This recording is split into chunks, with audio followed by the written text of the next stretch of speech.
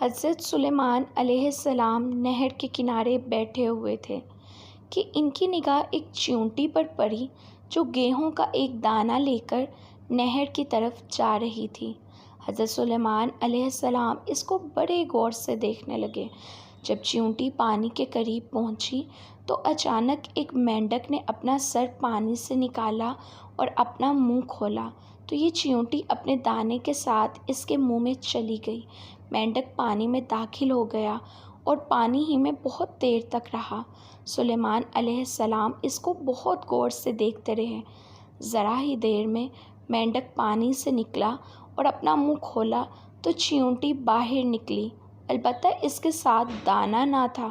حضرت سلیمان علیہ السلام نے اس کو بلا کر معلوم کیا کہ ماجرا کیا تھا اور وہ کہاں گئی تھی۔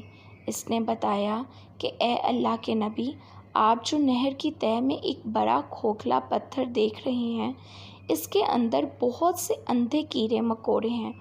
اللہ نے ان کو وہاں پر پیدا کیا ہے، وہ وہاں سے روزی تلاش کرنے کے لیے نہیں نکل سکتے۔ اللہ نے مجھے اس کی روزی کا وکیل بنایا ہے، میں اس کی روزی کو اٹھا کر لے جاتی ہوں، اور اللہ نے اس مینڈک کو میرے لیے مسخر کیا ہے تاکہ وہ مجھے لے کر جائے۔ اس کے منہ میں ہونے کی وجہ سے پانی مجھے نقصان نہیں پہنچاتا، وہ اپنا منہ بند پتھر کے سوراخ کے سامنے کھول دیتا ہے، میں اس میں داخل ہو جاتی ہوں۔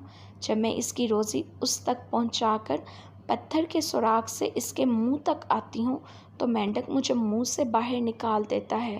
حضرت سلیمان علیہ السلام نے کہا، کیا تو نے ان کیڑوں کی کسی تسبیح کو سنا؟